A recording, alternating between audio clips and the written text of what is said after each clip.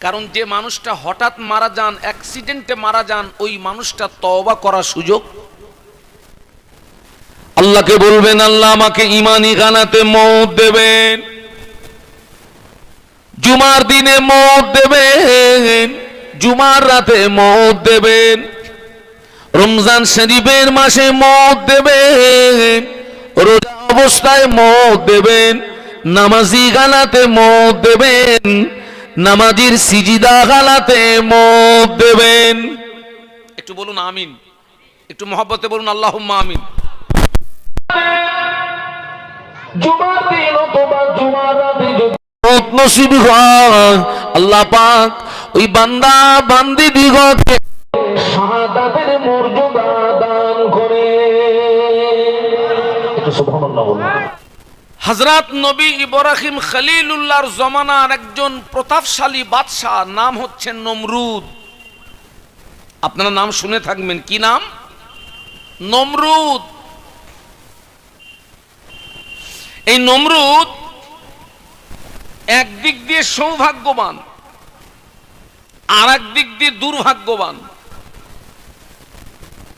সৌভাগ্যবান কোন দিক দিয়ে? নমরুদ আল্লাহর পয়গম্বরকে দেখেছিল। নমরুদ আল্লাহর পয়গম্বরের জবানে নসিহত শুনেছিল। এই দিক দিয়ে সৌভাগ্যবান। দুর্ভাগ্যবান কোন দিক দিয়ে? নমরুদ আল্লাহর পয়গম্বরকে দেখেছে, আল্লাহর পয়গম্বরের জবানে নসিহত শুনেছে, কিন্তু বলুন তো পরের সেন্টেন্সটা কি? সবাই মিলে বলুন, কি করিনি? মানেনি। আবার বলুন, কি করিনি? আর একবার বলুন, কি করিনি? মানেনি। সেই নমরুদ ধ্বংস হয়েছে না হয়নি? নমরুদের মৃত্যু হয়েছিল কুকুরের মতো, কুত্তার মতো মৌত হয়েছিল, কুত্তার মতো মৌত। সবাই বলুন নাউযুবিল্লাহ। আল্লাহ রসুল বলেছেন, আদ-দুআউ মুখুল ইবাদাহ, দোয়া হচ্ছে ইবাদতের মগজ। দোয়া ইবাদতের কি মগজ। আমি আপনাদেরকে সুপরামর্শ দিচ্ছি, আল্লাহকে বলবেন, আল্লাহকে বলবেন, আল্লাহ আমাকে যেন হঠাৎ মৌত দেবে না। কি মৌত? আল্লাহকে বলবেন, আল্লাহ আমাকে অ্যাক্সিডেন্টের মৌত দেবেন না। ফি কালামিহিল মাজিদে আল ফুরকানিল হামিদ। বিসমিল্লাহির রহমানির রহিম। মান আমিলা সালিহান ফালিনাফসিহি ওয়া মান আসাআ ফাআলাইহা ওয়া মা রাব্বুকা বিযাল্লামিল লিল আবিদ।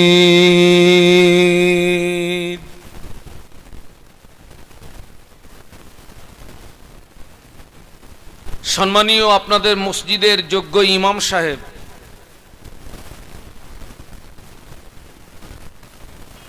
সম্মানীয় উলামা হযরত,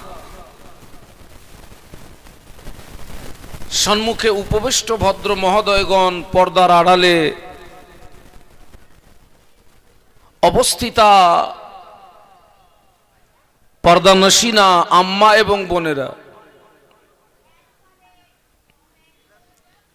আল্লাহ পাকের দরবারে অসংখ্য শুকরিয়া। আজকের আমাদের সকলের সৌভাগ্যবান, আমাদের খোশ নসিব, আমরা সৌভাগ্যবান, আমাদের খোশ নসিব। তার কারণ হচ্ছে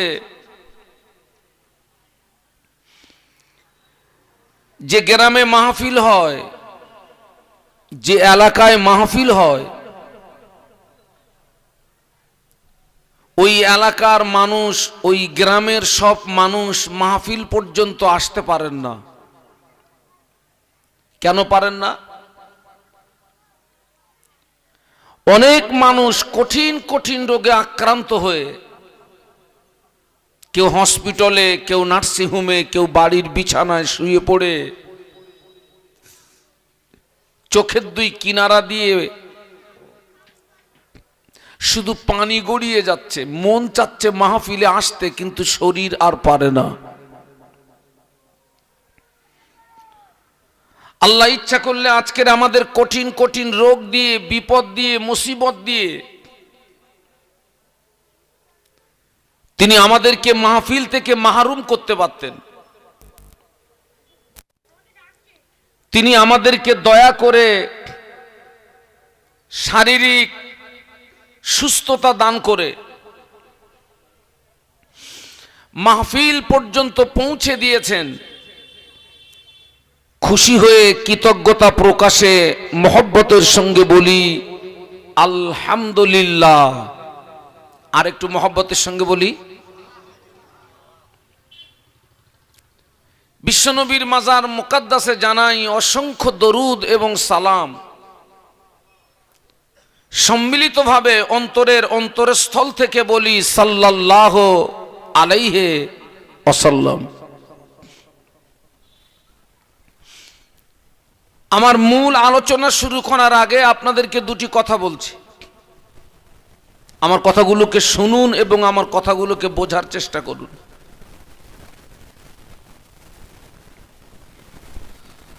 দেখুন, আমি মাযহাবগত দিক দিয়ে আমি হচ্ছি হানাফি মযহাবের মানুষ।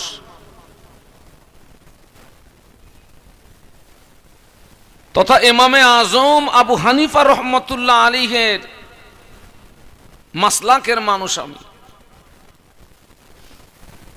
আমি সিলসিলাগত দিক দিয়ে ফুরফুরা শরীফের মুজাদ্দিদুজ্জামান আমিরুশ শরিয়াত কুতুবুল আলম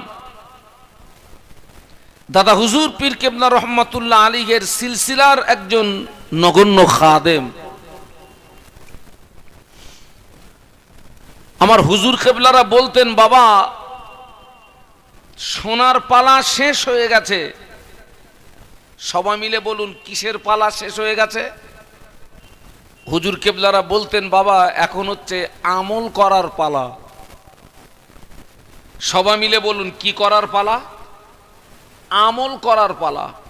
বাবা সোনার পালা শেষ হয়ে গেছে, বাবা এখন হচ্ছে আমল করার পালা। আমার সামনে আপনারা যারা বসে আছেন, এমনও মানুষ আপনি বসে আছেন 40 বছর ওয়াজ শুনছেন, 30 বছর ওয়াজ শুনেছেন, 20 বছর ওয়াজ শুনেছেন, 15 বছর ওয়াজ শুনেছেন, 10 বছর ওয়াজ শুনেছেন, 5 বছর ওয়াজ শুনেছেন, কিন্তু এখনো পর্যন্ত আপনি সেই ওয়াজগুলোকে আপনার জীবনে আমলে আনতে পারেননি। সারা জীবন যদি ওয়াজ শোনেন, মরণের আগ পর্যন্ত ওই ওয়াজ যদি না মানেন, বাস্তব জীবনে আমলে না আনেন, আমার কথাটা লিখে রেখে দেবেন, ওই ওয়াজ ওই নসিহত আপনার জীবনে কোনো উপকার সাধন করতে পারে না।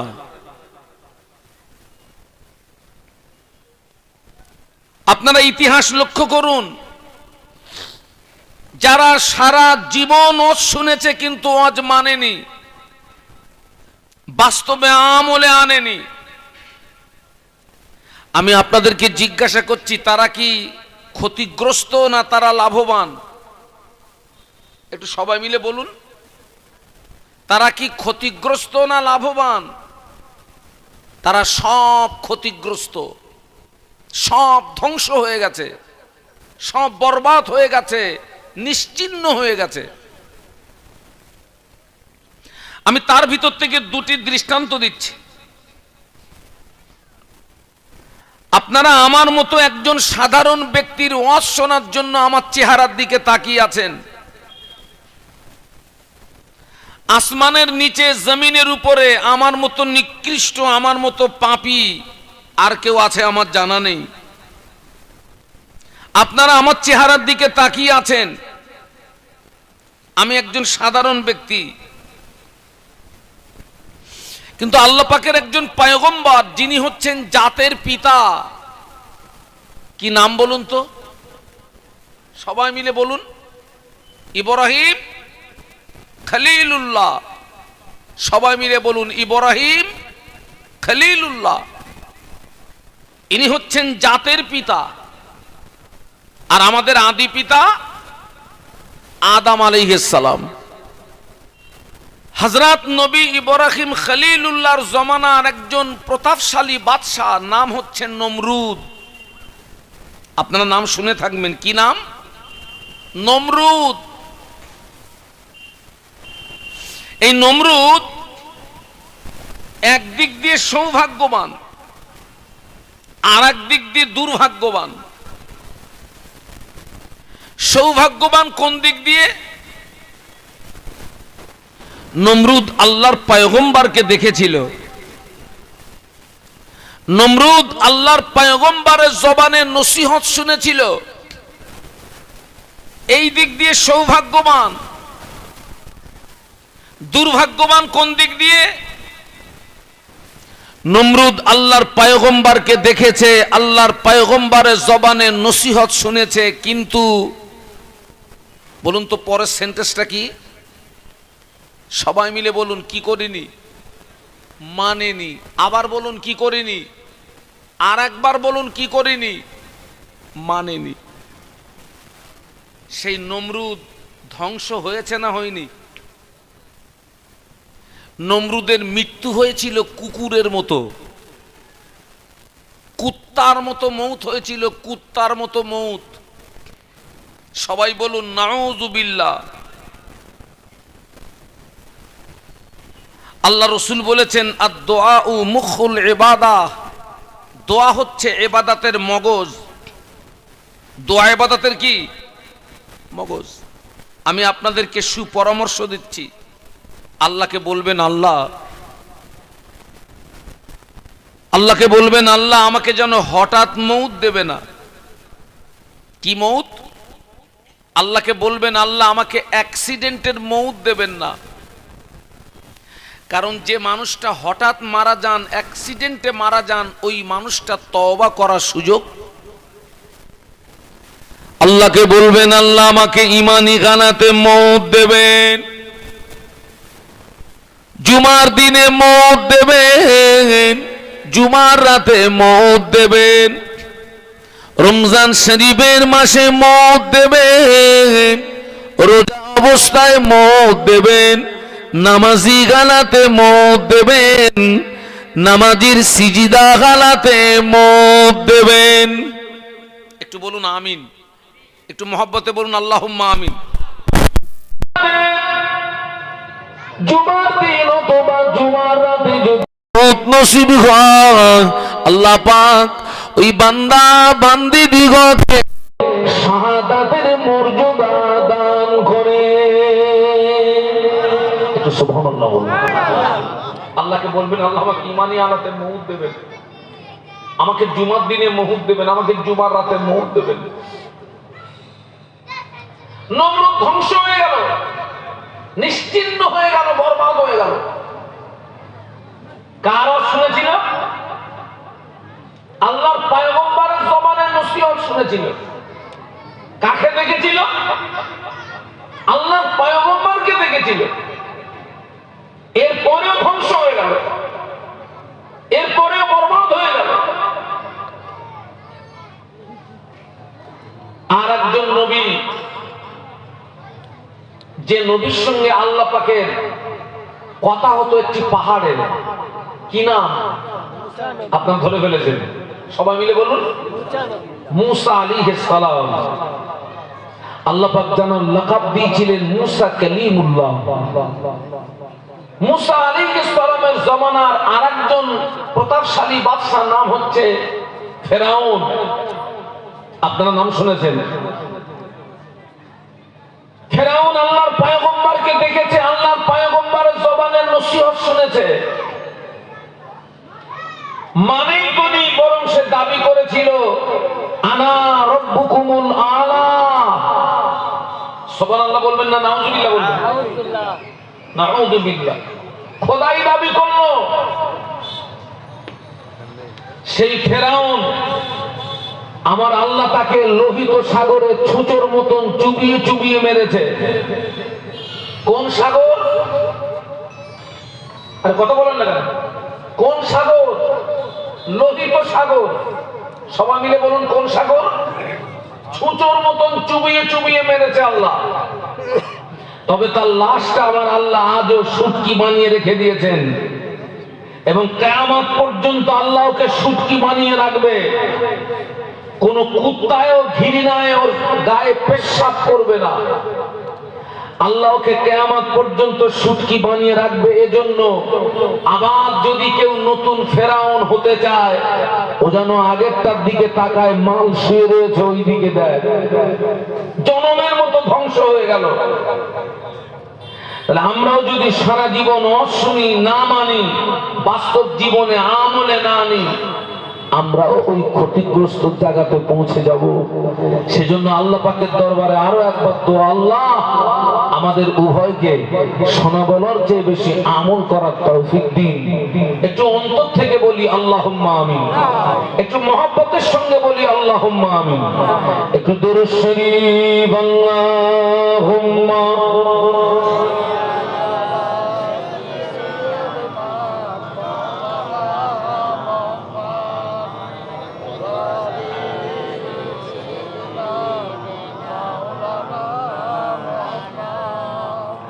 मुझे नाज है अपनी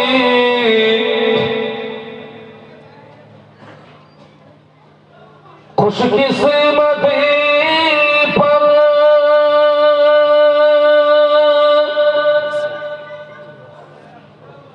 मेरे हाथ में है दामने मुस्तफा की।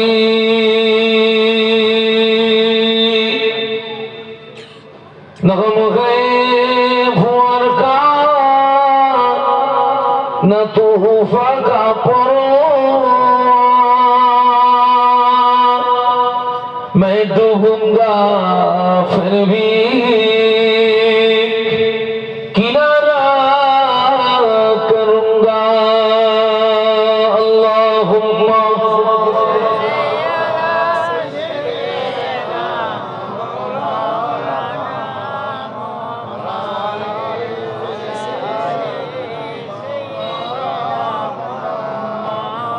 কলেমার জিকির লা ইলাহা ইল্লাল্লাহ, লা ইলাহা ইল্লাল্লাহ, লা ইলাহা ইল্লাল্লাহ, মুহাম্মাদুর রাসূলুল্লাহ।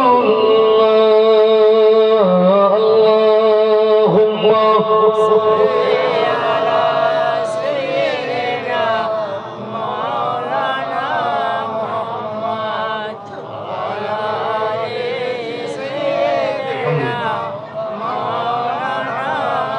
আমরা সবাই একটু বলি আল্লাহু আকবার, আর একটু মহব্বতের সঙ্গে বলি আল্লাহু আকবার। আপনি একটু ভাবুন, এই যে একটা সুন্দর পরিবেশ তৈরি হয়েছে, এই যে একটা সুন্দর পরিবেশ আপনারা তৈরি করেছেন,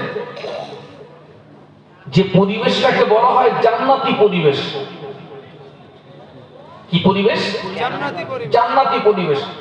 আল্লাহ রাসূল বলেছেন, যে জায়গাতে কোরআন হাদিস শরীয়তের আলাপ আলোচনা হয়, ওই জায়গাটি জান্নাতের টুকরা হয়ে যায়। বলুন সুবহানাল্লাহ। কিন্তু এই সুন্দর পরিবেশটাকে তৈরি করতে গিয়ে, এই সুন্দর পরিবেশের শুরু কোথায়, গোড়া কোথায়? আপনি একটু খেয়াল করুন তো। আপনারা বলুন, ইসলামের প্রথম যুদ্ধ ছিল কোনটা? নেই, মনে নেই? বদর। সবাই মিলে বলুন, কোন যুদ্ধ? বদর। বদরের যুদ্ধ। আচ্ছা, ওই যুদ্ধে যদি মুসলমানরা হেরে যেত, আমরা এই সুন্দর পরিবেশ পেতাম? আমরা কিছু পেতাম? দিন পেতাম না, ইসলাম পেতাম না। মসজিদ পেতাম না, মাদ্রাসা পেতাম না, মাহফিলে ওয়াজ পেতাম না। আমরা যে আজকের দ্বীন পেয়েছি, ইসলাম পেয়েছি, কোরআন পেয়েছি, হাদিস পেয়েছি, মসজিদ পেয়েছি, মাদ্রাসা পেয়েছি, মাহফিলে ওয়াজ পেয়েছি, তার জন্য বিশ্ব নবীকে কত কষ্ট স্বীকার করতে হয়েছিল, নবীর সাহাবীদেরকে কত কষ্ট স্বীকার করতে হয়েছিল, আল্লাহ নবীর গায়ের কত খুন দিতে হয়েছিল, হাজার হাজার সাহাবীর জীবন কুরবান দিতে হয়েছে। তারপরে তো এই সুন্দর পরিবেশ পেয়েছি, তারপরে তো দ্বীন পেয়েছি, ইসলাম পেয়েছি, মসজিদ পেয়েছি, মাদ্রাসা পেয়েছি, মাহফিলে ওয়াজ পেয়েছি। কিন্তু আজকের বিশ্বাস করুন, এত মাহফিল হচ্ছে, এত জলসা জুলুস হচ্ছে, এরপরেও কি আমরা পরিবর্তন, এরপরেও কি আমরা সংশোধন হয়েছি? আজও আমরা সব মানুষ কিন্তু পরিবর্তন হতে পারলাম না। আজ সব নারীও কিন্তু পরিবর্তন হতে পারল না। আহারে, আল্লাহ নবী মুহাম্মাদুর রাসূলুল্লাহ, সকলে বলুন সাল্লাল্লাহু আলাইহি ওয়াসাল্লাম। বিশ্বনবী মুহাম্মাদুর রাসূলুল্লাহ সাল্লাল্লাহু আলাইহি ওয়াসাল্লাম উহুদের ময়দানে বিশ্বনবীর দান্দান শহীদ হলো এই দিনকে প্রতিষ্ঠিত করতে গিয়ে। তায়েফের মাটিতে নবীকে রক্ত দিতে হলো এই দিনকে প্রতিষ্ঠিত করতে গিয়ে। গভীর রাতে বিশ্ব নবীকে তার জন্মভূমি ছেড়ে দিয়ে, কাঁদতে কাঁদতে মক্কা ছেড়ে দিয়ে মদিনাতে চলে যেতে হলো এই দিনকে প্রতিষ্ঠিত করতে গিয়ে। আমরা সব ভুলে গিয়েছি, আমরা ইতিহাস ভুলে গিয়েছি।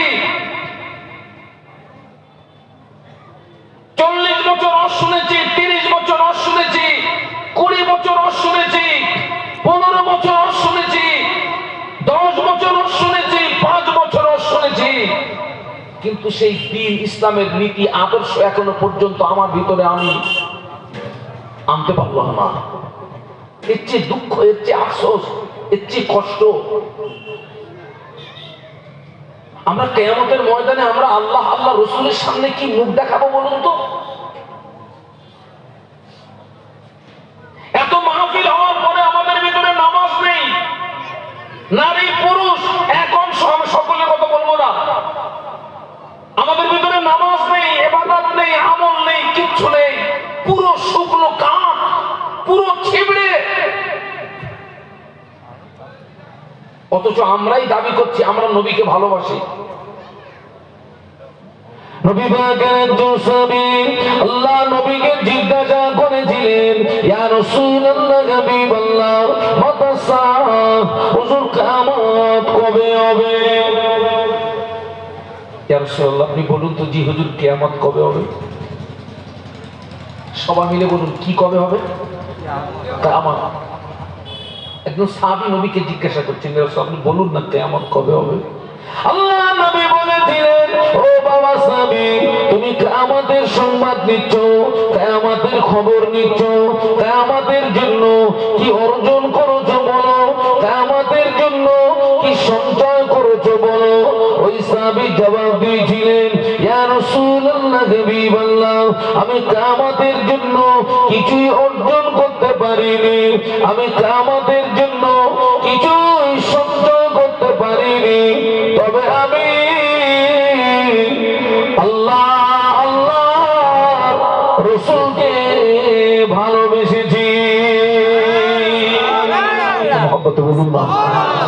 আমি কিয়ামতের জন্য কিছু অর্জন করতে পারি, কিছুই আমার নেই হুজুর, তবে আমি আল্লাহ আল্লাহ রাসূলকে, বলুন বলুন, আল্লাহ নবী জবাব দিয়েছিলেন, ও সাহাবী, তোমার দাবি যদি সত্য হয়, আমি আল্লাহ নবী বলছি, কিয়ামতের ময়দানে ওই দাবি তোমাকে নাজাত করিয়ে মহব্বতে বলেন না, একটু আওয়াজ দিয়ে বলেন না। তোমার দাবি যদি কি হয়? হ্যাঁ হ্যাঁ সত্য। ও স্বামী, তুমি যে বলছো আমি আল্লাহ আল্লাহ রসুলকে ভালোবেসেছি, তোমার দাবি যদি সত্য হয়, ওই দাবি তোমাকে কিয়ামতের ময়দানে নাজাত করিয়ে দেবে। বাবা, আমরা যে আল্লাহ আল্লাহ রসুলকে ভালোবাসার দাবি করছি, এই দাবির সত্যতা প্রমাণ করাতে হবে বাবা। এই দাবির পক্ষে সত্যতা প্রমাণ করাতে হবে যে আমি আল্লাহ আল্লাহ রসুলকে ভালোবেসেছি।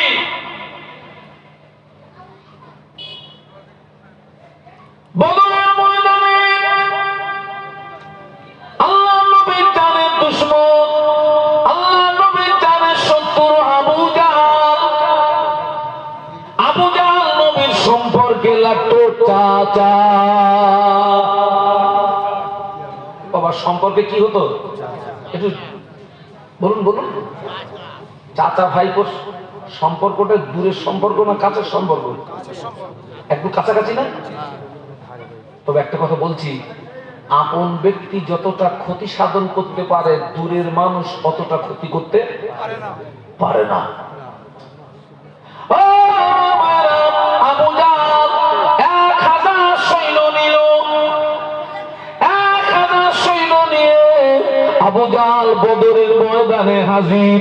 আবু জাহল বদরের ময়দানে এসে হুঙ্কার দিচ্ছে, মদিনা উড়িয়ে দেব, দিন মিটিয়ে দেব, মুহাম্মদকে মিটিয়ে দেব, মদিনা উড়িয়ে দেব, দিন মিটিয়ে দেব, মুহাম্মদকে মিটিয়ে দেব। আবু জাহল হুঙ্কার দিচ্ছে, মদিনা উড়িয়ে দেব, দিন মিটিয়ে দেবো, মুহাম্মদকে মিটিয়ে দেবো।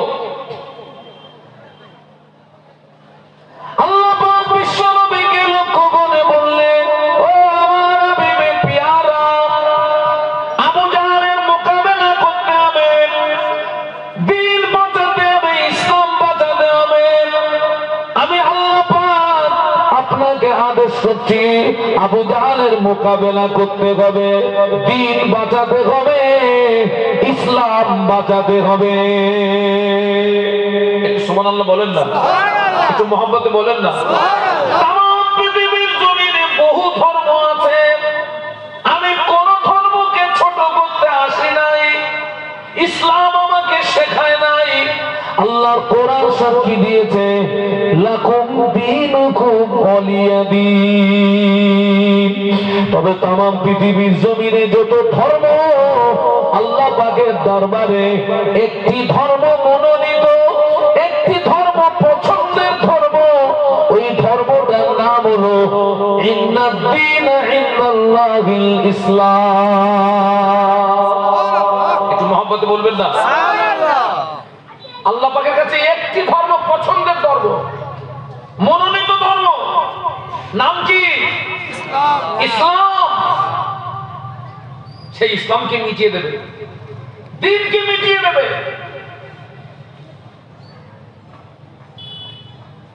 আল্লাহ বললেন, হাবিব, আল্লাহ নবী নসিহত করেছিলেন টোটালে কত বছর? মদিনাতে 13 বছর, আর মক্কাতে 13 বছর, মদিনাতে 10 বছর, 13 10 23 বছর আল্লাহ নবী ওয়াজ করলেন, নসিহত করলেন। সব মানুষ সোজা হলো? সব মানুষ পরিবর্তন হলো? সব মানুষ নবীর ডাকে সাড়া দিল? আরে বিশ্ব নবী ওদের উপকার করছিলেন না ক্ষতি করছিলেন? ওরা তো জাহান্নামের ভিতরে পড়ে হাবুডুবু খাচ্ছিল। ওরা আল্লাহ নবী মুহাম্মদুর রাসূলুল্লাহ ওদের জাহান্নামের ভিতর থেকে হাত ধরে টেনে তুলে জান্নাতের রাস্তা দেখাচ্ছিলেন। বুঝলো না, তারাই ময়দানে এসছে, দিন মিটিয়ে দেবে, ইসলাম মিটিয়ে দেবে। বদরের ময়দানের চিত্রটা একটু আপনাদেরকে খুলে বলি, আজকে আমরা কিভাবে দিন পেয়েছি, ইসলাম পেয়েছি। আপনারা মনে করুন একটা পরিবারে 5 জন, 5 জনের ভিতরে 3 জন ইসলাম গ্রহণ করেছে, 2 জন ইসলাম গ্রহণ করেনি। মানে একই পরিবারে 5 জনের ভিতরে দল হলো কটা? দুটো দল হলো। একটি দল হচ্ছে তৌহিদপন্থী, দ্বিতীয় দল হচ্ছে বহুত্ববাদী। যারা তৌহিদপন্থী তারা ময়দানে এসছে দিনকে বাঁচানোর জন্য, সুবহানাল্লাহ বলুন। আর যারা বহুত্ববাদী তারা ময়দানে এসছে দিনকে কি মিটিয়ে দেওয়ার জন্য। তার মানে চিত্রটা এইরকম, ওই যে একটা পরিবারে 5 জনের ভিতরে দুটো দল হয়ে গেছে, মানে বাপ তলোয়ার ধরেছে ছেলের বিরুদ্ধে আর ছেলে তলোয়ার ধরেছে বাপের বিরুদ্ধে, চাচা ভাইপোর বিরুদ্ধে ভাইপো। তার মানে দ্বীনের স্বার্থে নবী সাহাবীরা সন্তানের গলায় তলোয়ার চালাতেও দ্বিধাবোধ করবে না, আবার উল্টো দ্বীনের স্বার্থে নবী সাহাবীরা সন্তান হয়ে পিতার গলায় তলোয়ার চালাতেও দ্বিধাবোধ করেননি। একটু সুবহানাল্লাহ বলুন। তবে এখানে একটা ভুল ভেঙে দেই আপনাদেরকে, কোন যুদ্ধে আল্লাহর নবীর হায়াতে জিন্দেগিতে যত যুদ্ধ হয়েছে এবং বিশ্ব নবীর ওফাতের পরে যত যুদ্ধ হয়েছে, কোন যুদ্ধে সাহাবীরা আগে কাফেরদেরকে আঘাত করেনি। বলুন বলুন, করেননি। ওরা আঘাত করেছে আগে, সাহাবীরা কি করেছেন? প্রতিহত করেছেন। সবাই মিলে বলুন, কি করেছেন? প্রতিহত করেছেন। সেই প্রতিহত করতে গিয়ে সামনের মাথায় যে কটা এসছে জাহান্নামের টিকিট কেটে পাঠিয়ে দিয়েছে। একটু সুবহানাল্লাহ বলুন।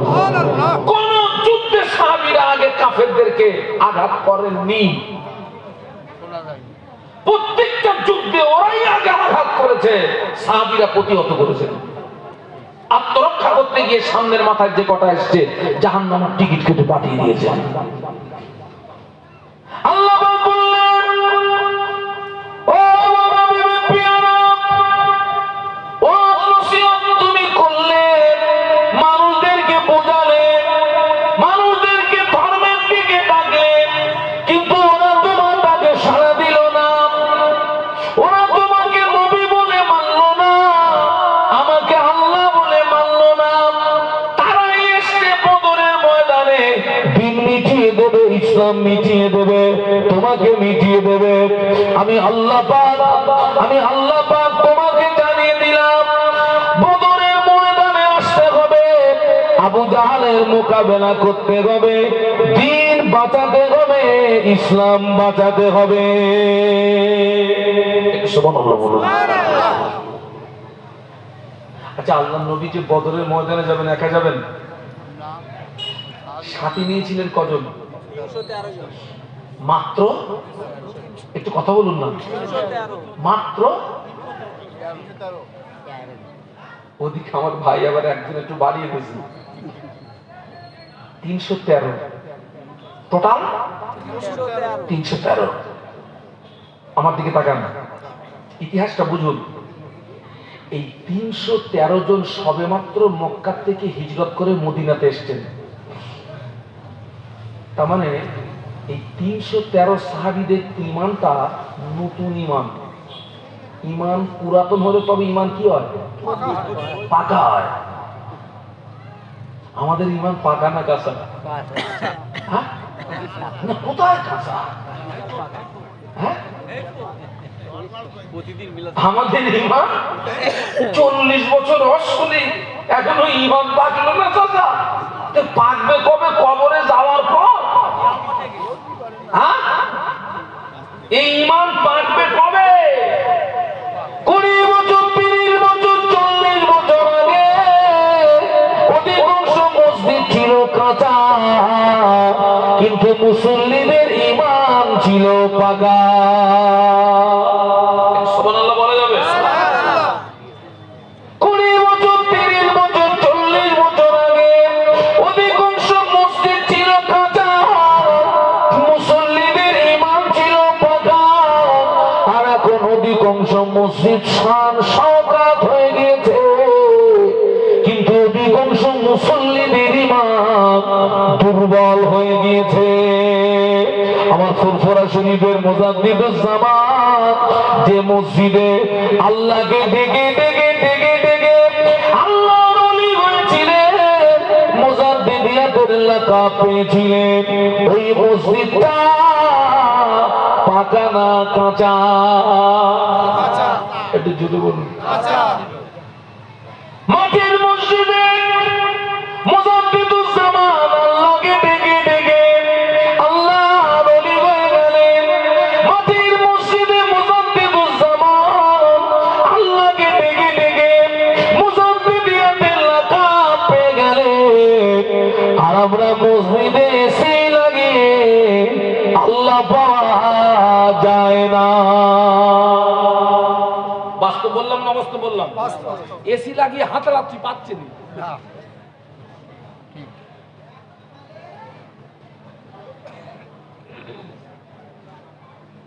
আমি তো বক্তা মানুষ, একটা কথা বললে আর একটা কথা আল্লাহ আমার আল্লাহ পাক স্মৃতিতে এনে দেন। খুব মনে পড়ে এখান থেকে 16-17 বছর আগে আমি একটা মাহফিলে গিয়েছি। যে বাড়িতে আমার বসার জায়গা, সেই বাড়িটা তৈরি করতে খরচ হয়েছে 2.5 কোটি টাকা। কত বললাম? 2.5 কোটি টাকা। বাড়িওয়ালার একটা ছেলে, বাড়িটা 3 তলা বাড়ি, আর ওই 3 তলা বাড়ির মাঝখানে ছোট্ট একটা পার্ক আছে। পার্ক আমাকে সব ঘুরিয়ে ঘুরিয়ে দেখাচ্ছে। আর ওই পার্কের ভিতরে ছোট্ট একটা পুকুর আছে, ছোট্ট একটা পুকুর। আর ওই আপনার পুকুরে বাঁশের টিউব পাম দিয়ে ফেলা আছে। আর ওই 3 তলা থেকে একটা সুড়ঙ্গ নামানো আছে ওই পুকুরে। আপনার সুড়ঙ্গ চেনেন তো নাকি? তাই আমি বাড়িওয়ালাকে জিজ্ঞাসা করলাম, ভাইজান এটা কি? তা বলছে আমার ছেলে আর বৌমা খেলা করবে, মানে দুটো ওই 3 তলার থেকে সরাত করে নিচে পড়বে। তাই বললাম ভালো, 2.5 কোটি টাকার বাড়ি। বাবা সেকেলে বাথরুম এখন আর পাওয়া যায়? সেকেলে বাথরুম, ও মুরব্বীরা, সেকেলে বাথরুম কি নাম ছিল? মাটি খুঁড়ে 2 দিকে ইট, 5 কাঠির বেড়া আর চটের দরজা। ওতে বসলে বাপের ভিটে বাড়ির সম্পত্তির হিসাব করা লাগতো না, দেনাম দেয়ার খালাস। আল্লাহু আকবার। আর এখন আমাদের পাশা এত ভদ্র হয়ে গেছে, পাথর না হলে বেরোচ্ছে না। বাপের ভিটে বাড়ির সম্পত্তির হিসাব করা শেষ, তাও পায়খানা হচ্ছে না। পাশা ভদ্র হয়ে গেছে, পাথর চাচ্ছে, টাইস চাচ্ছে। তো 2.5 কোটি টাকার বাড়ি, আমার তখন পেশাবও লাগেনি, পায়খানাও লাগেনি। আমার মনে চিন্তায় 2.5 কোটি টাকার ঘর করেছে, মানে বাথরুমটা আমার দেখতে হবে কিরকম। তো আমি বললাম, ভাই আমি একটু বাথরুমে যাবো ভাই। আমাকে বাথরুমে ঢুকিয়ে দিয়েছে। আমি ঘুরে ঘুরে দেখতেছি 2.5 কোটি টাকার বাথরুম। তো বাবা স্টেজে ওঠার সময় হয়ে গেছে, আমার শীতকাল। তো আমি দেখলাম সেই যতক্ষণ এসেছি তো উজু করে যাই, স্টেজে উঠবো। এখন বাবা পাক দিছি এক জায়গায়, 2.5 কোটির বাথরুমে পাক দিছি এক জায়গায়, পানি বেরোচ্ছে আর এক জায়গা দিয়ে। উজু করতে গিয়ে ফুল গোসল করে বেরিয়েছি। বলছে হুজুর আপনি গেলেন উজু করতে গোসল করে? আমি বাবা বুঝতে পারিনি, পাক দিছি এক জায়গায়, মাল বেরোচ্ছে আর এক জায়গা দিয়ে।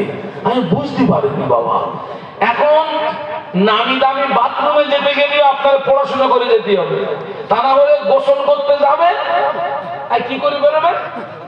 উজু করে বেরোবেন। গোসল, আপনি যাবেন উজু করতে, গোসল করে বেরোবেন।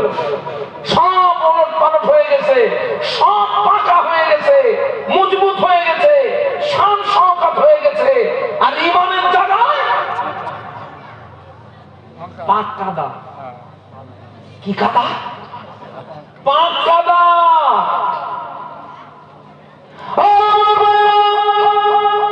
আল্লাহ নবী বলেছিলেন, ইসবির রাজুল মুমিনান ওয়া ইমসি কাফিরা ওয়া ইমসি মুমিনান ওয়া ইসবির কাফিরা। আল্লাহ নবী বলেছিলেন, ও আমার সাহাবীরা, আখিরি জামানা আমার একদল উম্মত উম্মতি সকালবেলা ঈমান আনবে, সন্ধ্যাবেলা কাফের হয়ে যাবে। আবার সন্ধ্যাবেলা ঈমান আনবে, সকালবেলা কাফের হয়ে যাবে। 1500 বছর আগে রাসূল হাদিসটা বলেছিলেন, সকালবেলা ঈমানদার, সন্ধ্যাবেলা একটু কথা বলুন না, কাফের। আবার সন্ধ্যাবেলা ঈমানদার, সকালবেলা। 1500 বছর আগের হাদিস বা বর্তমান যুগ সন্ধিক্ষণে আমরা দেখতে পাচ্ছি না হ্যাঁ? লোকটা ফেস দেখতেছি পুরো দেখাচ্ছে আল্লাহর ওলি, ভিতরে ঢুকে দেখতেছি পাক্কা ইংলিশ। ফেস একরকম, ভিতর পুরো ইংলিশ। আমার অস কিন্তু সকল সহ্য করতে পারবে না। ফেস দেখছি একরকম, সামনেটা ভালো লেগেছে, সামনেটা ভালো। আল্লাহ নবী বলেছিলেন, ও মুসলিমরা, আখির জামানা হাতের তালুতে আগুন দেখা যেত না, কষ্ট হবে। আমি আল্লাহ নবী বলছি, তার চেয়ে আরো বেশি কষ্ট হবে ঈমান নিয়ে বেঁচে থাকা। বাবা, হাতের তালুতে আগুন দেখা যাবে বাপ? হ্যাঁ, ওই আপনাদের ওখানে রান্না হচ্ছে, ওই যে মসজিদের উঠোনে রান্না হচ্ছে বিরিয়ানি। আমি ওদেরকে জিজ্ঞাসা করলাম হাই পাওয়ার না লো পাওয়ার? বলছে হুজুর হাই পাওয়ার। কিন্তু ওখানে যতগুলো হাঁড়ি দেখলাম, এই আপনারা যারা এসছেন মনে হয় প্রত্যেকের একটা করে দেওয়া যাবে হাঁড়ি। ওমাল খাবে কে? হ্যাঁ?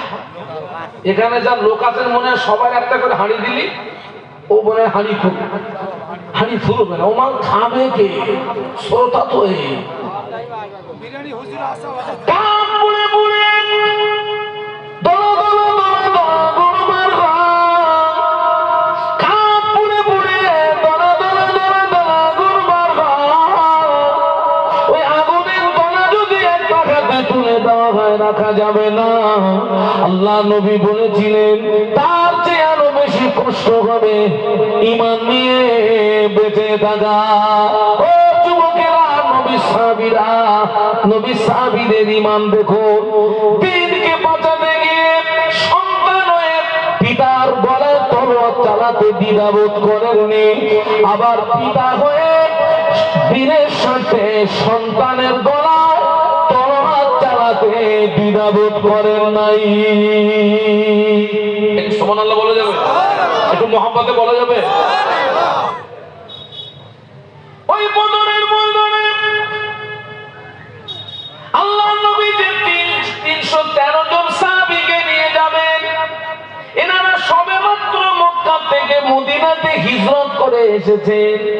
বাপ হারা, মা হারা, সন্তান হারা, বিবি হারা, ভিটে হারা, ঘর হারা।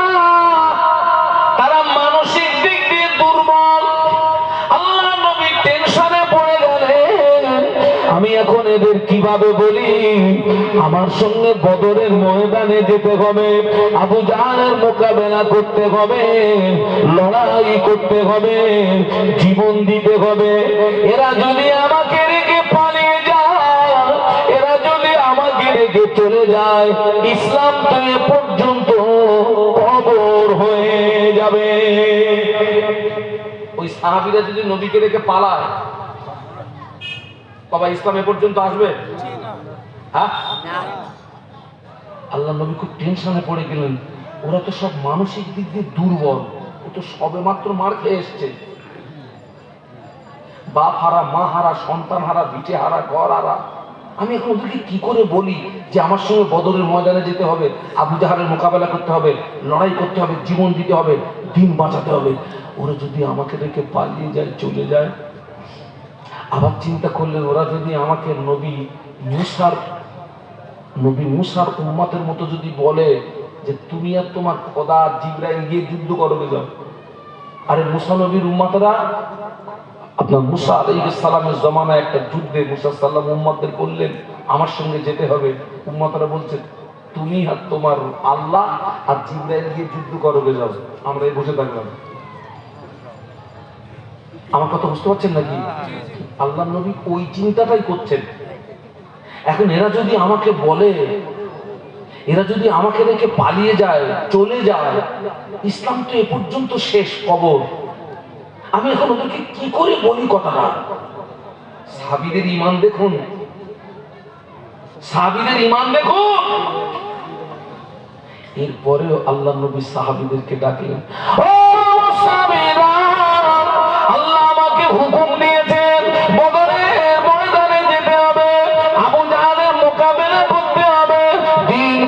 হবে, ইসলাম বাঁচাতে হবে। ও আমার সাহাবীরা, এ ব্যাপারে তোমাদের মতামত কি? তোমাদের মতামতটা, তোমাদের চিন্তা ভাবনাটা তোমরা তোমাদের নবীকে জানিয়ে দাও। এ ব্যাপারে তোমাদের মতামত কি, চিন্তা ভাবনা কি? তোমাদের মতামত, তোমাদের চিন্তা ভাবনাটা তোমরা তোমাদের নবীকে জানিয়ে দাও। সাহাবীরা কি জবাব দিয়েছিলেন শুনুন। ইয়া রাসূলুল্লাহ, হাবিবাল্লাহ, হুজুর আপনি ঘাবড়াবেন না, হুজুর আপনি ভয় পাবেন না, হুজুর আপনি আমাদের নিয়ে ময়দানে চলুন। আমরা আপনার সামনে, আপনার পিছনে, আপনার ডাইনে, আপনার বাঁয়ে সর্বক্ষণ আমরা আপনার সঙ্গী হয়ে থাকবো। আপনি ঘাবড়াবেন না, ভয় পাবেন না, আপনি আমাদেরকে নিয়ে চলুন। আমরা আপনার সামনে, আপনার পিছনে, আপনার ডায়ে, আপনার বাঁয়ে সর্বক্ষণ আপনার সঙ্গী হয়ে থাকবো।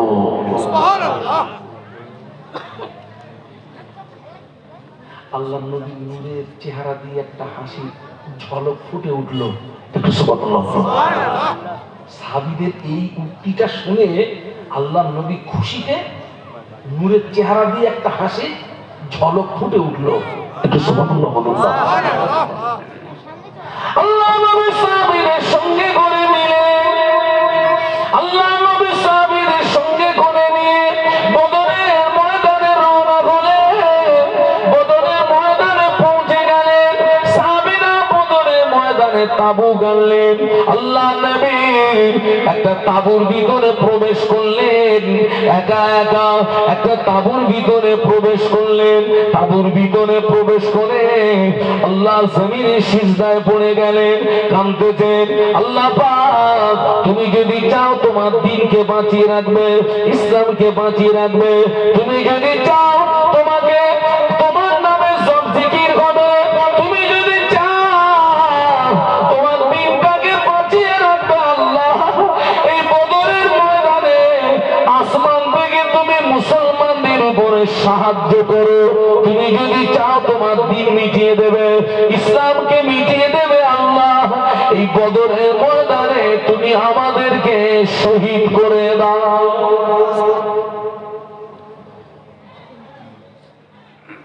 তুমি যদি চাও যে তোমার দ্বীন বাঁচিয়ে রাখবে, ইসলামকে বাঁচিয়ে রাখবে, তুমি যদি চাও যে এই পৃথিবীর জমিনে তোমার নামে জব জিকির হোক, তাহলে এই বদরের ময়দানে আসমান থেকে তুমি মুসলমানদের উপরে কি করো? বলুন বলুন, সাহায্য করো। আর তুমি যদি চাও তোমার দ্বীনকে মিটিয়ে দেবে, ইসলামকে মিটিয়ে দেবে, তুমি যদি চাও যে এই পৃথিবীর জমিনে তোমার নামের জব জিকির না হোক, তাহলে তুমি আমাদেরকে এই বদরের ময়দানে কি করে দাও? শহীদ করে দাও। আমার দিকে তাকান না। আল্লাহ নবী দ্বীনের হেফাজতের জন্য বদরের ময়দানে সিজদায় পড়ে এত কেঁদেছিলেন, তিনি অন্য কোনো দিন এত কান্না, হাদিস শরীফ এসেছে রাসূলুল্লাহ এত কেঁদেছিলেন, সিজদার জায়গার ধুলি বালুটা ভিজে গিয়ে আল্লাহ নবীর চেহারাতে ওই বদরের ময়দানের ধুলি বালু বিশ্ব নবীর চেহারায় জমাট বেঁধে গিয়েছিল। এত কেঁদেছিলেন দ্বীনকে বাঁচানোর জন্য, ইসলামকে বাঁচানোর জন্য। একটু সুবহানাল্লাহ বলবেন, একটু মহব্বতে বলবেন। আর আমরা কি করছি বলুন তো? আল্লাহ পাক কোরআন শরীফের ভিতরে বললেন, ইয়া আইয়ুহাল্লাযীনা আমানু উদখুলু ফিস-সিলমি কাফা ওয়া লা তাত্তাবিউ খুতুওয়াতিশ শাইতান ইন্নাহু লাকুম আদুউম মুবিন। একটু বলা যাবে আল্লাহু আকবার? আল্লাহু আকবার। আপনাদের কষ্ট হচ্ছে না তো? আর একটু আওয়াজ বাড়াতে হবে। আল্লাহু আকবার। সবাই মিলে বলুন আল্লাহু আকবার। আর একটু আওয়াজ দেন, বলুন আল্লাহু আকবার। আল্লাহ বললেন, হে বিশ্বের ঈমানদার সম্প্রদায়, তোমরা ইসলামের ভিতরে পরিপূর্ণ প্রবেশ করো। আল্লাহ ইসলামের ভিতরে কতটা প্রবেশ করতে বলেছেন? পরিপূর্ণ।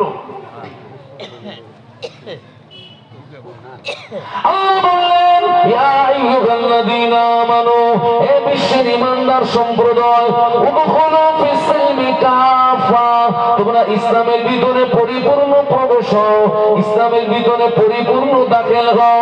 ওয়ালা তাত্তাবিউ খুতুওয়াতিশ শাইতান, তোমরা শয়তানের ইতাআত করো না, শয়তানের অনুসরণ করো না। কেননা ইন্নাহু লাকুম আদুউম মুবিন, নিশ্চয়ই শয়তান হলো মানুষের জন্য প্রকাশ্য দুশমন। কিন্তু আমাদের জীবন নিয়ে সমীক্ষা করলে দেখা যায় আমাদের জীবনটা কিছুটা ইসলামের ভিতরে, আবার কিছুটা ইসলামের বাইরে। আমাদের জীবন নিয়ে, অধিকাংশ নারী পুরুষের জীবন নিয়ে সমীক্ষা করলে দেখা যায় আমাদের জীবন কিছুটা ইসলামের ভিতরে, আবার আমাদের জীবন কিছুটা ইসলামের বাইরে। একটা লোক নামাজ পড়ে মানে সে ইসলামের ভিতরে প্রবেশ করলো, কিন্তু নামাজ পড়ছে আবার ভিতরে ভিতরে লটারি টিকিট কাটে। এরা মাল আছে না নেই? আমার কিন্তু ভাষা খারাপ বলো। ঠিক আছে, ঠিক বলো। তাহলে যে লোকটা নামাজ পড়ছে আর সেই লোকটা টিকিট কাটছে, মানে ও হাফ ইসলামের ভিতরে আর হাফ ইসলামের বাইরে। আল্লাহ বললেন তোমরা পরিপূর্ণ ইসলামের ভিতরে প্রবেশ করো। একটা লোক রমজান শরীফের রোজা রাখে মানে ও ইসলামের ভিতরে প্রবেশ করেছে। আবার খবর নিয়ে দেখছি ওর বিবি সমিতি করে, মানে ইসলামের বাইরে, হাফ ইসলামের ভিতরে হাফ ইসলামের বাইরে। একটা লোক হজ করেছে মানে ও ইসলামের ভিতরে প্রবেশ করলো, কিন্তু খবর দিয়ে দেখছি বোনের ভাড়া ফাঁকি মারে। ওটা ইসলামের ভিতরে না বাইরে? ও চাচা একটু কথা বলেন না।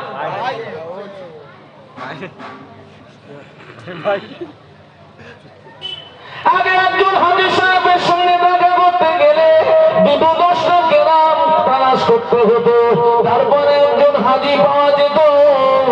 এখন পাড়ায় পাড়ায় না, ঘরে ঘরে হাজী হয়ে গেছে। আলহামদুলিল্লাহ, হাজী যত বাড়বে তত ভালো। তবে আমি শাহানুল আলম বলছি, বাবা সব হাজির হন, আল্লাহর দরবারে কবুল হয় না। সব হাজির হন, কবুল হয় না। কিন্তু জোরে বলেন, কবুল হয় না। প্রশ্ন আসতে পারে কেন হয় না, উত্তর দিতে হবে তো। জি। আমি কি কারবা দিয়ে ছাড়বো? না, না, না। এমনি সব তো আমার করবে তো। হুজুর তোমার হজ করার স্বাদ মিটিয়ে দেবো আমি। আমার হ্যাঁ, আমি কিন্তু ডবল হাজি বলো। আমি লাফাকরা, এর জন্য অহংকার না, আমি ডবল হাজি আছি।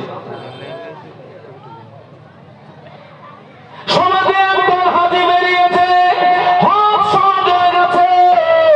বোনের ফারাজ মেরেছে 10 লাখ, হজে খরচ 5 লাখ। হজ হবে, গুনাহ মাফ হবে, 5 লাখ লাভ হবে। হ্যাঁ, বোনের ফারাজ মেরেছে কত? 10 লাখ। হজে খরচ 5 লাখ। তাহলে হজ হলো, গোনা মাফ হলো 5 লাখ। আচ্ছা, গোনা মাফ হচ্ছে কি করে? কাবা শরীফের গায়ে একটা পাথর লাগানো, ওই পাথরে যদি চুমা দেওয়া যায় জীবনের গোনা মাফ হয়ে যায়। এটা সুবহানাল্লাহ বলবেন, একটু জোরে বলবেন। হেবি সমস্ত ভাই, সুমুদে আর গোনা মাফ কর, গোনা মাফ করার হেবি সুযোগ। মাল মারো, সুমু দাও, গোনা মাফ। তার মানে আজব তামাশা। কাবা শরীফের গায়ে একটা পাথর লাগানো আছে, ওই পাথরের নাম হলো হাজরে আসওয়াদ। ওই পাথরে চুমা দিলে জীবনের গোনা মাফ হয়ে যায়।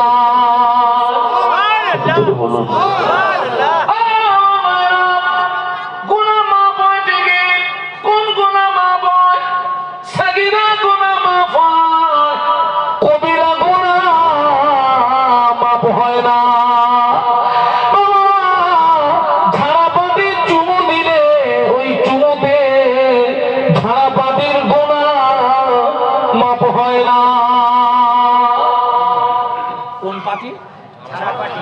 একটু জোরে। ঝাড়াপাটি।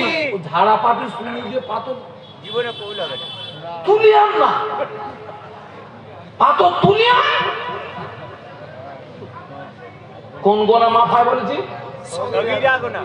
সগীরা গোনা মানে ছোট ছোট ছোট ছোট গোনা করেছো, ওই পাথরে চুমা দিলে জীবনের সগীরা গোনা মাফ হয়ে যায়। একটু জোরে বলুন, একটু মহব্বতে বলুন। শুনে রেখে দেন, সব হাজির হজ কবুল হয় না। দলিল দিচ্ছি, প্রতিটা হাজিকে হজের পিরিয়ডে মিনার ময়দানে 3টে জায়গায় পাথর মারতে হয়। কটা জায়গায়? 3টে জায়গায়। কোন কোন জায়গায়? আমরা যাই না, হুজুর আরেকটু বলবো। ছোট শয়তান, বড় শয়তান, মেজ শয়তান, ছোট শয়তান, বড় শয়তান, মেজ শয়তান। ও বাবা, 3টে জায়গায় পাথর মারতে হয় মিনার ময়দানে। 3টে জায়গায় পাথর মারতে হয়। বড় শয়তান, ছোট মেজ শয়তান, ছোট শয়তান। 3টে জায়গায় 3টে পিলিয়ার আছে, ওই পিলিয়ারের গোড়ায় পাথর মারতে হয়। আমার ভাইরা, এক একটা পিলিয়ারের গোড়ায় 21টা করে পাথর মারতে হয়। কটা? 21টা করে পাথর মারতে হয়। 21 মানে 3 21 কত? 63। 21টা করে পাথর মারতে হয় মানে ওখানে তো পাথরের পাহাড় হয়ে যাওয়ার কথা। লক্ষ লক্ষ হাজি পাথর মারে, ওখানে তো পাথরের পাহাড় হয়ে যাওয়ার কথা। ওখানে তো পাথরের টিলা হয়ে যাওয়ার কথা। হজের পিরিয়ডে হাজিদের মারা পাথর তুলে নিয়ে যাওয়ার অনুমতি নাই। হজের পিরিয়ডে হাজিদের পাথর সরানোর অনুমতি নাই। লক্ষ লক্ষ হাজি পাথর মারে, ওখানে তো পাথরের পাহাড় হয়ে যাওয়ার কথা। ওখানে তো টিলা হয়ে যাওয়ার কথা। আমি চামড়ার চোখে দেখে এসেছি, ওখানে পাথরের পাহাড় নাই, ওখানে পাথরের টিলা নাই। মনে প্রশ্ন জাগলো, আল্লাহ এত পাথর কেন কোথায়? কেতাব খুলে দেখি, কেতাবের ভিতরে লেখা আছে যে হাজির আল্লাহ দরবারে কবুল হয়ে যায় ওই হাজির মারা পাথর গুলো আল্লাহ ফেরেশতারা নিয়ে চলে যায়। জোরে বলতে পারলেন না? মোহাম্মতে বলতে পারলেন না? যে হাজির আল্লাহর দরবারে কবুল হয়ে যায় ওই হাজির পাথর গুলো আল্লাহর ফেরেশতারা নিয়ে চলে যায়। যে হাজির হজ কবুল হয় না, ওর পাথর গুলো ওখানে পড়ে থাকে। ঘুরে ঘুরে দেখেছি হাজার হাজার হাজার হাজার পাথর পড়ে রয়েছে। মনে প্রশ্ন জাগলো, আল্লাহ এ পাথর যে ঝাড়াপাটির পাথর। কি পাটির পাথর? ঝাড়াপাটি। কত পাথর পড়ে রয়েছে, যেগুলো পড়ে আছে ওগুলোর হজ কবুল হয়ে গেছে। যেগুলো পড়ে আছে ওগুলো কবুল হয়নি। আর যাদের কবুল হয় ফেরেশতারা একটু সুবহানাল্লাহ বলো। হাজার হাজার পাথর পড়ে রয়েছে। মনে প্রশ্ন জেগেছে, আল্লাহ এ মনে হয় সেই ঝাড়াপাটির মাল। এত পাথর পড়ে রয়েছে। এখন উমরায় যাওয়ার হিড়িক দেখেছেন? উমরায় যাওয়া, যা বাবা আলহামদুলিল্লাহ উমরায় যাবেন, মক্কা শরীফ মদিনা শরীফে যাবেন, খবর নিয়ে দেখেন কি সর্বনাশ করে উমরায় যাচ্ছে। খবর নিয়ে দেখেন পাকামো মারতে যাচ্ছ, উমরায় যাচ্ছ পাকামো মারতে। ওটা পাকামো মারার জায়গা?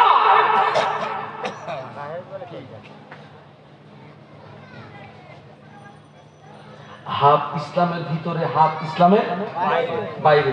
কিন্তু আল্লাহ ইসলামের ভিতরে কতটা ঢুকতে বলেছেন? পুরোপুরি। খোকা, ওই যারা হাফ পুরুষ হাফ মহিলা ওদের কি বলে?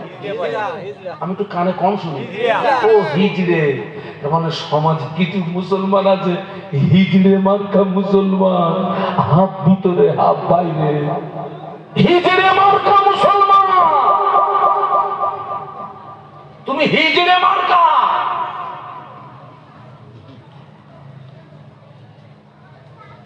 আল্লাহ বলেছেন ইসলামের ভিতরে পরিপূর্ণ প্রবেশ হবে, পরিপূর্ণ দাখিল হও। আচ্ছা ভাই, কারোর যদি ইসলামের নীতি আদর্শ নৈতিকতা যদি ভালো না লাগে, কেউ যদি ইসলাম থেকে বেরিয়ে অন্য কিছু হয়ে যায়, আল্লাহ কোনো ক্ষতি হবে? আবার তামাম পৃথিবীর সব অন্য ধর্মের মানুষ ওরা যদি ইসলাম গ্রহণ করে, আল্লাহর কোনো লাভ হবে? লাভ ক্ষতি কাদের?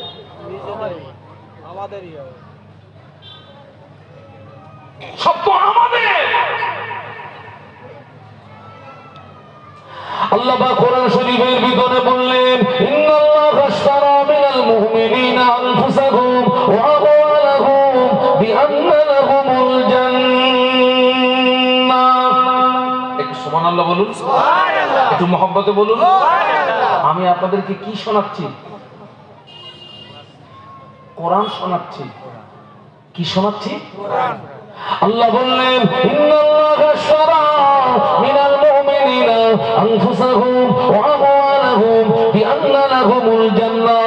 আল্লাহ বললেন, নিশ্চয় আমি কিনে নিয়েছি, ক্রয় করে নিয়েছি, মিনাল মুমিনিনা মুমিনদের কাছ থেকে, আনফুসাহুম তাদের জীবনকে, ওয়া আমওয়ালাহুম তাদের মাল সম্পদকে, বিআন্না লাহুমুল জান্নাহ জান্নাতের বিনিময়। মানে আমরা যারা মুমিন, আমাদের জান মাল সবকিছু কিনে নিয়েছেন কে? সবাই মিলে বলুন, আল্লাহ। আল্লাহ। কিসের বিনিময়? বলুন বলুন। জান্নাতের বিনিময়। কিসের বিনিময়? জান্নাতের বিনিময়। আচ্ছা, আল্লাহ মুমিনের জান মাল কিনে নিয়েছেন জান্নাতের বিনিময়। আল্লাহ মুমিনের জান মাল নিয়ে কি করবেন? আল্লাহ যে আমাদের জানমালটা জান্নাতের বিনিময়ে যে আল্লাহ কিনে নিলেন, তা আল্লাহ আমাদের জানমাল নিয়ে কি করবে? এর ব্যাখ্যা হচ্ছে, আপনার জীবনটা আল্লাহ কিনে নিয়েছেন মানে এই জীবনটা আল্লাহর রাস্তায় ছাড়া অন্য রাস্তায় পরিচালিত করতে পারবেন না। আর আল্লাহ আপনার মাল কিনে নিয়েছেন মানে এই মালটা আল্লাহর রাস্তায় ছাড়া অন্য রাস্তায় ব্যয় করতে পারবেন না। এবার আপনারা বলুন, আমাদের জীবন, সেই জীবনটা যে জীবন আল্লাহ কিনে নিলেন জান্নাতের বিনিময়ে, আবার সেই জীবনটা আমরা ইবলিসের কাছে বিক্রি করেছি না করিনি? কথা বলেন না কেন? তাহলে যে জীবন আল্লাহর কাছে বিক্রি করলাম, আবার সেই জীবন যদি ইবলিসের কাছে বিক্রি করি, এক মাল বিক্রি করেছি কবার? দুবার। আমি কি কারোর সঙ্গে চিটিংবাজি করেছি বলে মনে হয়? সুদ ইবলিসের রাস্তা, মদ ইবলিসের রাস্তা, জেনা ইবলিসের রাস্তা, তাস ইবলিসের রাস্তা, গাঁজা ইবলিসের রাস্তা, লটারি টিকিট ইবলিসের রাস্তা। আগে ডাইরেক্ট লটারি টিকিট কাটতো, এখন খবর নিচ্ছি মনে হুজুর, এখন ডাইরেক্ট লটারি টিকিট কাটা ছাড়া সমাজের অধিকাংশ যুবক মোবাইলে চালাচ্ছে। কিসি কিসি চালাচ্ছে? মোবাইলে, গেমের মাধ্যমে চালাচ্ছে।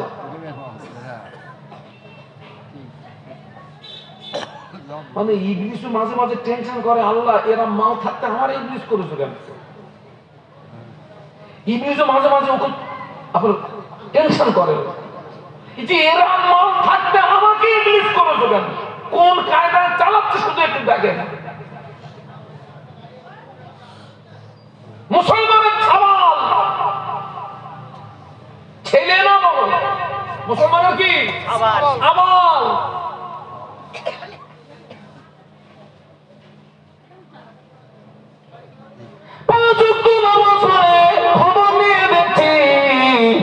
নিজের বিবি সমিতি চুটিয়ে চালা, তুমি যতই নামাজ পড়ো ওই নামাজ তোমাকে বাঁচাতে পারবে না। আল্লাহ কোরআন শরীফের ভিতরে বলেছেন, ইয়া আইয়ুহাল্লাযীনা আমানু, আল্লাহ কোরআনে বলেছেন, ইয়া আইয়ুহাল্লাযীনা আমানু কু আনফুসাকুম ওয়া বিশ্বের ইমানদার সম্প্রদায়, নিজে জাহান্নামের আগুন থেকে বাঁচো এবং তোমার আল বর্গদিগকে বাঁচাও। একটু সুবহানাল্লাহ বলেন, একটু মহব্বতে বলেন। নিজে বাঁচো, আমার স্ত্রী কি আমার আহাল না? ও যদি আহাল হয় তা আহাল কে?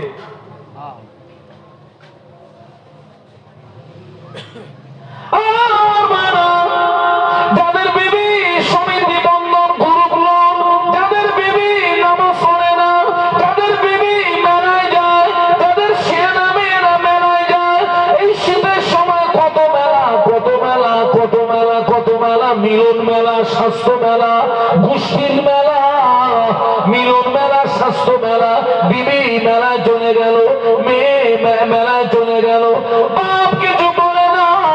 বাপ তুমি যতই নামাজ পড়ো, তোমার নামাজ তোমায় বাঁচাতে পারবে না। তুমি তোমার বিবিকে সামলালে না, তোমার মেয়েকে সামলালে না, তোমার ছেলেকে সামলালে না। তোমার ছেলে মেলার সেক্রেটারি, তোমার ছেলে ডান্স হাঙ্গামার সেক্রেটারি, তোমার ছেলে ডান্স হাঙ্গামার সেক্রেটারি, তোমার ছেলে শরীরাঙ্গের কাদের সেক্রেটারি। তুমি যদি অন্যায় প্রতিবাদ যদি না করো, তুমি যতই নামাজ পড়ো, নামাজ তোমায় বাঁচাতে পারবে না। ও আমার ভাইরা, একজন মহিলা যদি জাহান্নামায় যায়, এক্সট্রা 4টি পুরুষ জাহান্নামায় যাবে। একজন মহিলা যদি জাহান্নামায় যায়, ওর সঙ্গে এক্সট্রা কটা যাবে? আরেকটু জোরে। একজন প্রশ্ন করতেছে, ও হুজুর ওয়াজ ভুল হয়ে যাচ্ছে হুজুর, অপরাধ করতেছে ওই কি 4টি পুরুষ মার খাবে কেন? আর কথা বুঝতে পারছেন না? অপরাধ করছে তো মহিলা, তোর জন্য 4টি পুরুষ মার খাবে কেন? ভুল ভাল ওয়াজ করতেছে। আমি বলি, খোকা তোর প্রশ্নের জবাবটা আমি পরে দিচ্ছি, তুই আমার একটা উত্তর দে খোকা। 22 সরালে কি হুজু থাকে? আপনাদের জিজ্ঞেস করছি, 22 সরালে হুজু থাকে? আমি বলি, খোকা তুই যখন হুজু করিস কি কি ধুস? বলছে হুজুর হাত দুই, পা দুই, চোখ দুই, কান দুই, নাক দুই, মুখ দুই। আমি বলি, খোকা তুই যে অঙ্গগুলো ধুলি, এরা তো কোনো অপরাধ করিনি, করেছে? আমি বলি, খোকা তোর যেখান থেকে হাওয়া বেরিয়েছিল ওখানে কি কোনো পানি মারিস? বলছে হুজুর তা তো জীবনে কোনোদিন মারিনি। এখানে মারিনি কেন? পানি বেরোচ্ছে যেখানে, ওখানে বালতিখানি পানি মার। তা বলছে হুজুর না, ওখানে আমি জীবনে কোনোদিন মারিনি, যা উজু করেছি, হাত ধুইছি, পা ধুইছি, চোখ ধুইছি, মুখ ধুইছি, কান ধুইছি। এই কেন এই ঠান্ডায় তুই ওদের চুবুচ্ছিস কেন বলবি দেখি? ওরা তো কোনো অপরাধ করিনি। সত্যি কি হাত কোনো অপরাধ করেছে? না। মুখ না। পা? তুই ঠান্ডা পানিতে তুই ওকা চলবি কেন? তা বলতেছে হুজুর তাও তো ঠিক, হাওয়া বেরোচ্ছে পিছন দিয়ে, এদের চুবুচ্ছি কেন? আমি বলি, খোলা শুনে রেখে দে, পিছনের দরজা দিয়ে হাওয়া বার হওয়ার ব্যাপারে হাতের অপরাধ আছে, চোখের অপরাধ আছে, মুখের অপরাধ আছে, পায়ের অপরাধ আছে। আমি ট্রেনের ভিতরে বসে আছি, পেটে খিদে, চোখে ঘুম। কোথায় বসে আছি? ট্রেনে। পেটে খিদে, চোখে ঘুম। পেটে খিদে, চোখে ঘুম, ট্রেনের ভিতরে বসে আছি। হঠাৎ কানে আওয়াজ আসলো, চাই বাদাম। এ বাবা, কানে কি আওয়াজ আসছে? চাই বাদাম। এই যে আওয়াজটা শুনলো কে? জোরে বলুন। দেখলো কে? ডাকলো কে? নিল কে? এগিয়ে গেছে কে? আমি বলি, খোকা এরা যদি সহযোগিতা না করত, বাল ভিতরে যেত না, পিছনের দরজা দিয়ে বেরোতো না। ও অত পিছনের দরজা দিয়ে হাওয়া বার হওয়াতে পারে।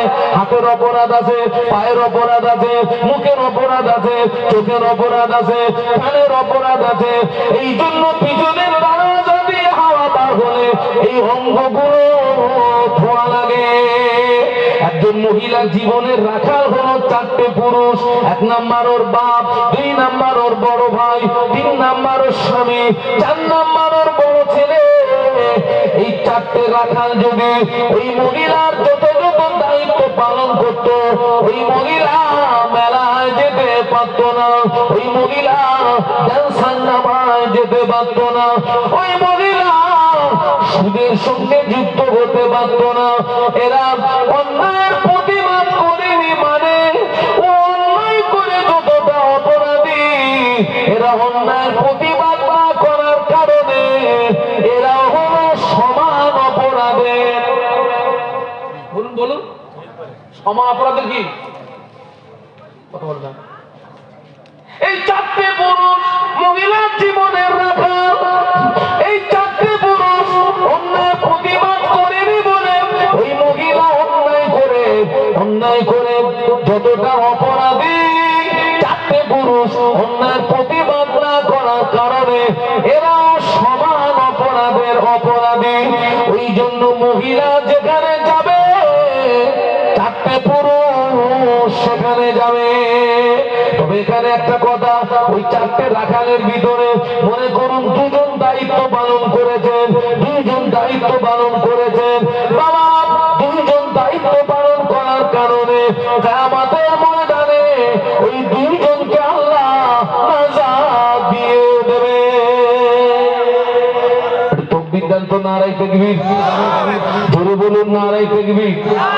আওলাদে মুজাদ্দিদুজ্জামান, আওলাদে মুজাদ্দিদুজ্জামান শ্রদ্ধাভাজন ভাইজান হুজুর কেবলা, শ্রদ্ধাভাজন ভাইজান হুজুর কেবলা, নারাই তাকবীর।